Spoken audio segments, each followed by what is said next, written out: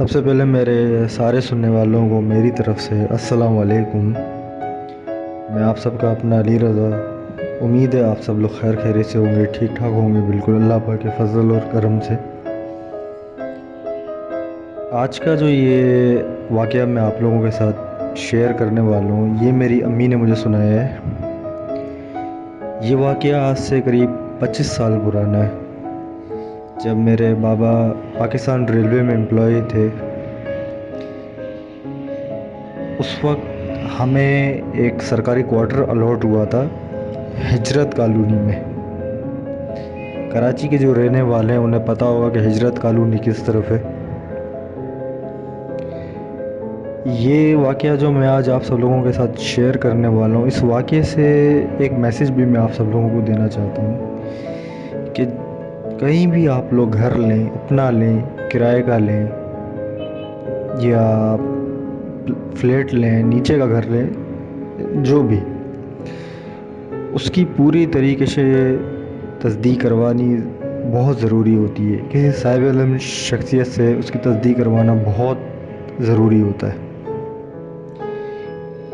تو ابھی میں واقعہ آپ لوگوں کے ساتھ شیئر کرنے والا ہوں۔ امید ہے انشاءاللہ تعالی اول خیر اللہ پاک کے فضل و کرم سے آپ کو یہ واقعہ بہت پسند آئے گا، اور اس واقعے سے کچھ آپ لوگوں کو سیکھنے کو بھی مل جائے گا۔ واقعہ کچھ اس طریقے سے شروع ہوتا ہے کہ 25 سال پرانی یہ بات ہے۔ اس وقت میری عمر تھی میرے خیال سے 2.5 سال رہی ہوگی میری ایج شاید، اور میرا چھوٹا بھائی اس وقت 8 مہینے کا تھا۔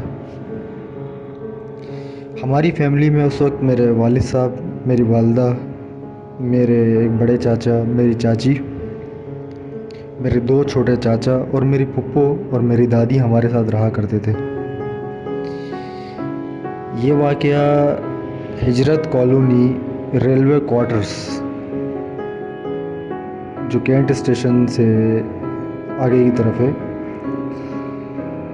حبیب اسکول، جب ہم PIDC والا پل اترتے ہیں حبیب اسکول، یہ ایریا وہ کہلاتا ہے۔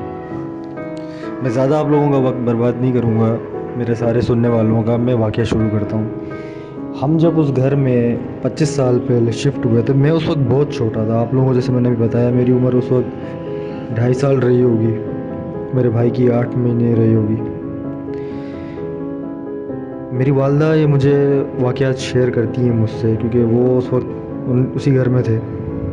میرے والد صاحب اللہ پاک انہیں جنت میں جگہ دے، ان کی مغفرت کی دعا کی جگہ، وہ بھی شیئر کیا کرتے تھے۔ میری والدہ آج مجھے قصے سناتی ہیں۔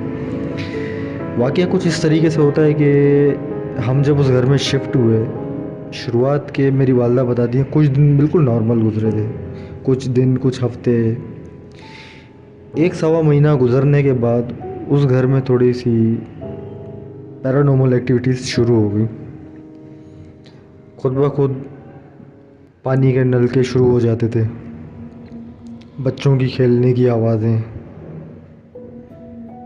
اکثر اوقات عجیب عجیب چیزیں گم ہو جانا، پیسے گم ہو جانا۔ اور اس گھر کے بالکل بیک سائڈ پہ، کیونکہ وہ کوارٹر تھا، نیچے کا تھا، تو اس گھر کے بالکل بیک سائڈ پہ کچرا کنڈی بھی ہوا کرتی تھی۔ میری والدہ کہتی ہیں کہ اس گھر کے پاس اکثر اوقات یا کبھی موٹر سائیکل خراب ہو جایا کرتی تھی، کیونکہ ایک طرف ریلوے ٹریک ہوا کرتا تھا، ایک طرف مین روڈ ہوا کرتا، مین روڈ سے تھوڑا سا پیچھے ہی ہمارا کوارٹر ہوا کرتا تھا۔ اس وقت کبھی کوئی رکشہ وہاں سے جا رہا ہے وہ خراب ہو جایا کرتا تھا، اسی مین گیٹ پہ جہاں ہمارا کوارٹر ہوا کرتا تھا بائک بند ہو جایا کرتی تھی۔ اکثر اوقات جانوروں کے، کتوں کے بھونکنے کی ہمارے گھر کے پاس سے بہت زیادہ آواز آیا کرتی تھی۔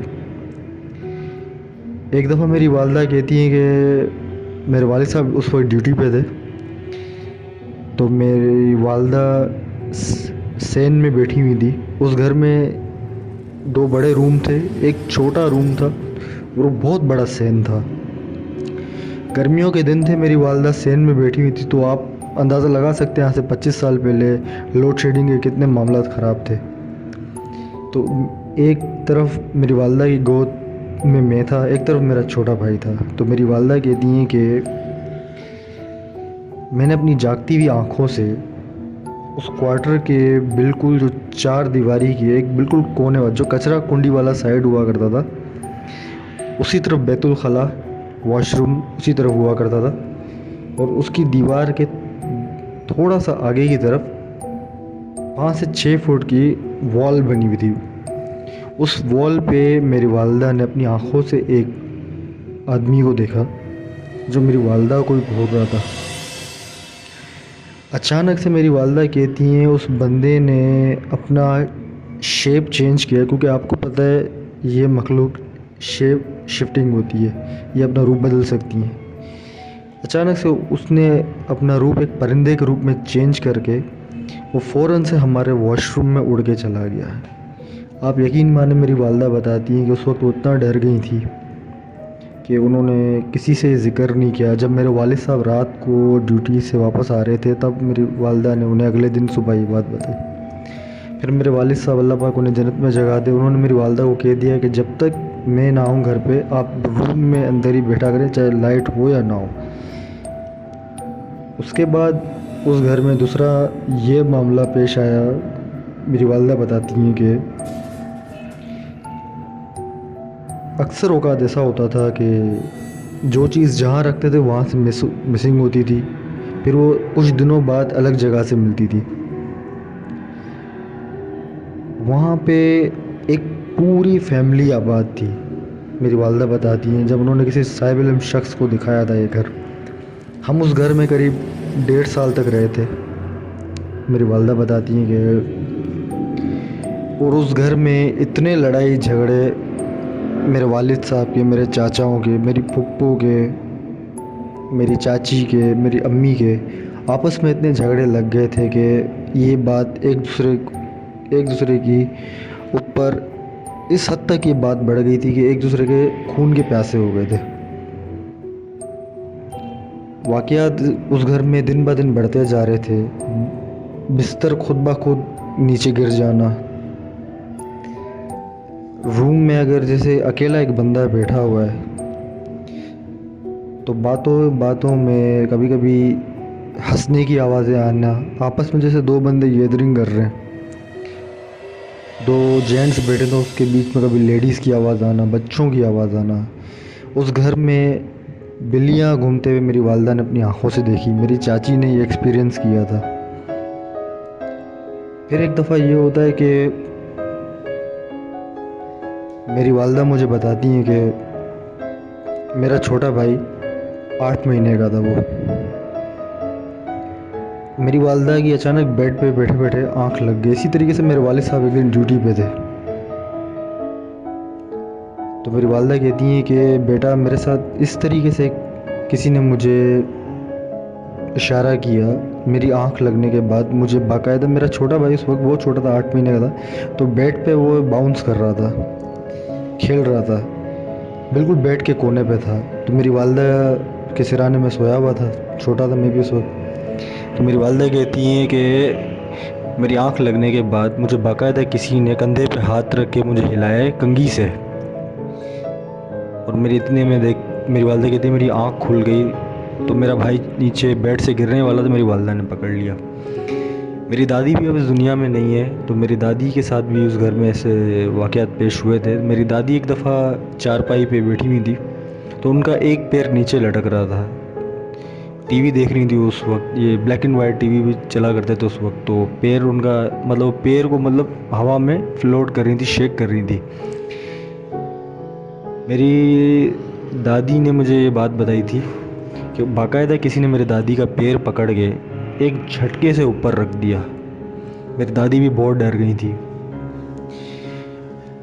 असल में मैं आप लोगों से और भी वाक़यात तो बहुत सारे थे, मैं ज़्यादा ये वीडियो वॉइस काफ़ी लंबी हो जाएगी ये वीडियो।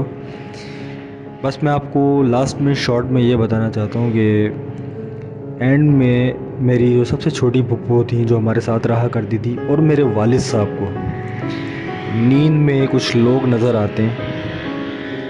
वो बाकायदा तौर पे मेरे वालिद साहब को, मेरी फुप्पो को वार्निंग देते हैं कि जितना जल्दी हो सकता है ये घर खाली कर दो। अगर ये खाली नहीं किया तो उसका अंजाम बहुत बुरा होगा, आप लोगों को किसी भी किस्म का जानी नुकसान मिल सकता है। اور میرے والد صاحب جب تک زندہ تھے پھر ان کی طبیعت کبھی بھی اسٹیبل نہیں رہی. میرے والد صاحب کی ڈیتھ ہو چکی ہے ریسنٹ بھی، 1 سال ہونے والا ہے انہیں. میرے والد صاحب کہتے تھے کہ وہاں سے میرے والد صاحب کے اوپر جو اثرات لگے تھے، جب تک وہ زندہ تھے میرے والد صاحب بالکل مطلب کبھی بھی اسٹیبل نہیں رہے، ہمیشہ بیمار رہتے تھے بہت زیادہ. ہم نے بہت جگہ ان کا علاج کروایا تھا مگر سب لوگ یہی کہتے تھے کہ اب اس چیز کا علاج نہیں، کیونکہ چیز بہت پرانی ہو چکی ہے. تو میں آپ سب لوگوں سے، اپنے سننے والوں سے ریکویسٹ کرنا چاہوں گا، کبھی بھی نیا گھر لیں، اپنا لیں یا کرایہ کا لیں، کسی صاحب علم شخصیت سے ضرور اس گھر کے بارے میں پہلے پتہ کروائیں. پڑوسیوں سے پوچھنے سے زیادہ بہتر ہے کسی صاحب علم شخصیت سے جو فی سبیل اللہ کام کرنے والا انسان ہو، ان سے رابطہ کریں، ان سے پتہ کروائیں. کیونکہ کم پیسوں میں ملنا، اچھی جگہ پہ کم پیسوں میں ملنا، اس کا یہی مطلب ہوتا ہے کہ کچھ معاملات یہاں خراب ہیں. بعد کے پچھتاوے سے شروع کی تکلیف اٹھانا بہت زیادہ بہتر ہوتی ہے. یہ میں اپنے سارے سننے والوں سے کہنا چاہوں گا. امید ہے آپ سب لوگوں کو یہ میرا شارٹ سا واقعہ بہت پسند آیا ہوگا. اپنی نیک دعاؤں میں ہمیشہ مجھے یاد رکھیں، مجھے، میری امی کو، میرے چھوٹے بھائی کو. امید کرتا ہوں آپ لوگ مجھے اسی طریقے سے سپورٹ کریں گے. میرے چینل کو سبسکرائب کریں، لائک کریں، کامنٹس کریں اینڈ شیئر کریں.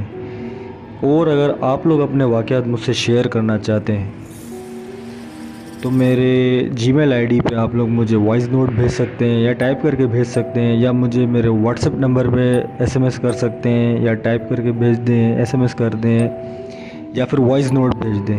میں آپ سب کے واقعات بھی آل اوور جتنے بھی میرے ویورز ہیں سب کے ساتھ شیئر کروں گا. اور اس میرے چینل کو جتنا زیادہ ہو سکتا ہے سبسکرائب کریں، لائک کریں، شیئر کریں، کامنٹس کریں. اپنے بھائی علی رضا کو دعاؤں میں یاد رکھیں، میری امی سمیت، میرے بھائی سمیت مجھے، ہم تینوں کو اپنی نیک دعاؤں میں یاد رکھیں. اور میرے والد صاحب کی مغفرت کی دعا کیجیے گا. زندگی رہی انشاءاللہ پھر ضرور آپ لوگوں سے ملاقات ہوگی. پھر میں کسی نئے واقعات کے ساتھ واپس آؤں گا. امید کرتا ہوں آپ کو بہت پسند آیا ہوگا یہ واقعہ. السلام علیکم، فی امان اللہ. اللہ پاک آپ سب لوگوں کو سلامت رکھے، خوش رکھے، آباد رکھے. اللہ حافظ.